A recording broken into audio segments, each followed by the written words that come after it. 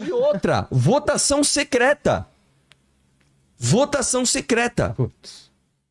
Passado. Só para explicar para vocês o que é a PEC da blindagem. A PEC da blindagem, eu tenho os itens aqui que elas mudam. Entre várias coisas, para mim, a talvez que seja mais grave é o seguinte. Todas as vezes que você for processar um deputado, inclusive um deputado federal, senador ou um deputado estadual, isso vai ser ampliado também para deputados estaduais, não só em coisas relativas ao seu mandato, mas em processos civis. Então, é literalmente isso daqui, cara. Se eu sou deputado e eu venho aqui, quebro o seu podcast, dou um tapa na sua cara porque eu não gosto de você, para você me processar, você precisa de autorização dos meus colegas. Você acredita nisso, cara? Mas nunca vai rolar isso, cara. Cara, se você... Ó, se eu sou deputado e eu chuto uma criança na rua, eu não estou brincando. Pra mãe me processar, ela tem que ir na minha casa, se eu sou um deputado estadual ou federal, ela tem que ir na casa em que eu trabalho, pedir autorização para os meus colegas pra poder me processar. Dá pra entender isso? Eles vão ter até 90 dias, né? E outra, votação secreta. Votação secreta. Putz. Assim, gente, aí, vamos lá. A gente tá querendo discutir já essa prerrogativa que o político tem que é o... que já tem. Do foro privilegiado. Do foro privilegiado.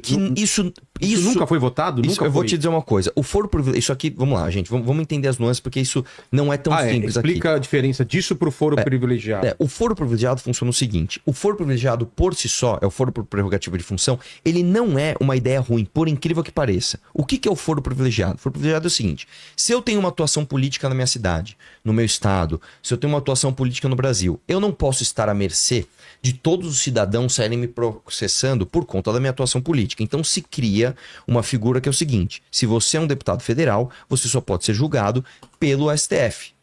A ideia não é ruim. O problema é que no Brasil, como você tem um STF que faz parte do sistema judiciário, ou seja, aqui no Brasil a nossa Suprema Corte, em vez dela julgar só lei, em vez de ela julgar o que é o que não é constitucional, ela julga caso concreto. Então, por exemplo, se eu, sei lá, tenho uma briga com você, recorro, perco de novo e eu tenho muita grana, eu contrato um escritório de uma esposa de ministro, de um advogado tipo Cacai. O Cacai, pra você ter uma ideia, só pra você ter uma ideia, um exemplo do Brasil, tá? Nas casas legislativas e no Supremo Tribunal Federal, você não pode entrar sem a roupa adequada. Você tem que estar de terno, gravata certinho. O Cacai entrou de bermuda no STF. Como quem diz, mano, eu mando aqui. Isso é uma peça de propaganda. Tipo assim, você tá com um problema? Me contrata que eu tenho acesso aos caras. E aí ele cobra o que ele quiser. Então, se você tem muita grana, você consegue recorrer e ir ao STF. Neste caso, onde você tem uma Suprema Corte que julga caso concreto, você tem um bolo de coisa para julgar. Então o ministro pode pegar o que verdadeiramente importa, um caso, por exemplo, do Maluf, um caso do Lindbergh Faria, um caso da Gleisi Hoffmann, um caso do Aécio Neves, que também são os recordistas de inquérito no STF. Ele pede vistas do processo e, diferente de todas as outras casas onde a vista tem prazo, você não tem prazo. Então eu sou ministro, nós vamos votar se o deputado fulano de tal, ele vai ser preso ou não, nós vamos julgar esse caso. Eu quero vistas do processo do fulano, beleza. Pego aqui e escondo ele. Então o problema do Brasil é que a estrutura tá toda errada. Então até uma ideia que é boa, que é o foro privilegiado, passa a ser ruim. Então vamos acabar com o foro privilegiado. Aqui é o contrário.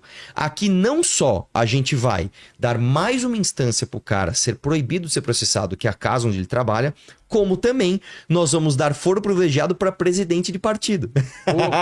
Então, se você é o Valdemar da Costa Neto, você é dono do maior partido do Brasil, que é o PL. Vamos lembrar, pessoal, o Valdemar da Costa Neto foi preso no esquema do mensalão. Tem uma foto dele com o Zé Dirceu na prisão, cara. Este cara é dono do maior partido de direita do Brasil. Este cara, hoje, se essa PEC passa, ele passa a ter foro privilegiado, cara. Mano. Como que pode a direita olhar pro Nicolas, do vagabundo Nicolas, e falar, não, ele tá me protegendo do STF. Não, ele não tá. Ele está servindo ao Valdemar da Costa Neto e todos os políticos do Centrão que vão se beneficiar, tá, de um sistema que não vai deixar que ele seja processado. É isso. Você falou em privilégio, né? Queria falar do privilégio do nosso patrocinador aqui, que é a Insider, não é? É isso aí, Que tá tem sempre nosso com a gente. cupom aí de 15%, link na descrição, QR Code na tela. na E ainda tela. tem um esquema muito legal, né? Que é um É desconto isso aí. de R$100 para compras acima de 400, é isso? E Tá positivo. correto? Positivo? Então, link na descrição, QR Code na tela. E aí, Igor? Cara, eu acho que, primeiro de tudo, a gente precisa lembrar sobre o que é tudo isso daqui, sabe? Tipo, quando a gente, por teoria, elege os nossos representantes, a gente tá buscando alguém que represente os nossos interesses. Hoje em dia, parece que essa situação se inverteu.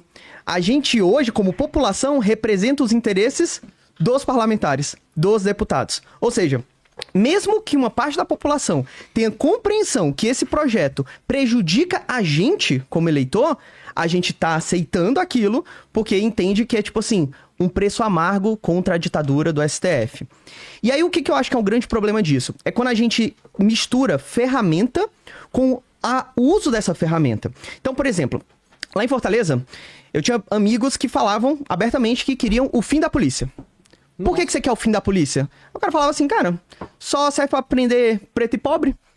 E aí o cara queria o fim da instituição que garantiria a segurança dele, basicamente porque a aplicação dessa ferramenta era uma aplicação que ele entendia que era uma aplicação política, que não resolvia. Então como que a gente faz? A gente vai melhorar essa ferramenta? Não. Abole a polícia, porque da forma que ela tá sendo usada, não tá atendendo o que eu acredito que é o justo, certo? O argumento que as pessoas estão utilizando hoje para defender a ferramenta que é a PEC da blindagem, basicamente é o mesmo. É dizer assim, cara, mas hoje só tá sendo utilizado para perseguir pessoas de direita.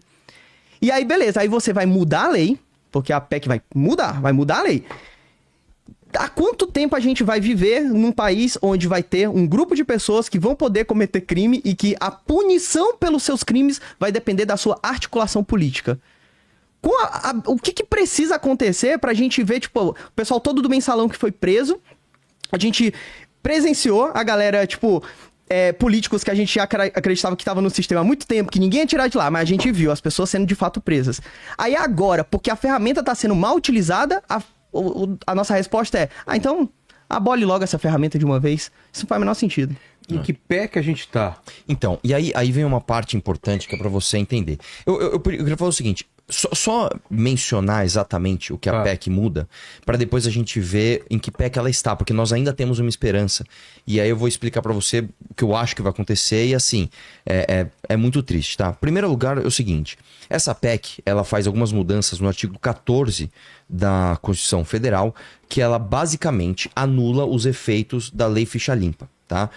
Isso é outra coisa também, tá? Só pra vocês saberem. Eu lembro que quando a Lei Ficha Limpa foi aprovada, o que eu vi de propaganda de gente falando, autor da Ficha Limpa, todo mundo queria ser autor da Ficha Limpa. O que é a Lei Ficha Limpa? A Lei Ficha Limpa é o seguinte, se você for condenado em algum processo, por exemplo, de improbidade, ou se você, por algum motivo, você foi processado e condenado em algum processo criminal, você passa automaticamente a estar inelegível. Tá. Então vamos supor que você, sei lá, você foi prefeito e você roubou e pegaram. Você foi condenado, já era. Você passa a ser você passa a estar inelegível. Isso já foi aplicado para alguns políticos. Vários políticos. Isso já aconteceu muito aqui no Brasil, né? É que aqui no Brasil, cara, tudo é complicado. Tudo tem um jeitinho de você driblar e alguns caras já driblaram isso várias vezes. Mas, no fim das contas, a Lei Ficha Limpa é uma lei que todo mundo concorda que é uma lei que é boa. Tira, que é um outro absurdo, tá? Porque a gente tem que, por via de lei, impedir as pessoas de votarem corrupto. Como é que pode, cara? Como é que pode? Mas, enfim, a primeira mudança que essa PEC faz é no artigo 14 da Constituição Federal, que muda isso. O cara passa a estar elegível mesmo que ele for condenado. Ele só pode ficar inelegível se ele sofrer uma segunda condenação em outra instância, o que é um absurdo. Esse é o primeiro absurdo dessa PEC. Segundo absurdo dessa PEC, ele vai mudar o artigo 53 da Constituição Federal, que ele basicamente troca a imunidade parlamentar, né, de inviolabilidade de opiniões civis, etc., por justamente essa parte do processo. É aqui que dá um problemão. Ele altera também alguns artigos, alguns parágrafos no artigo 53 da PEC, né?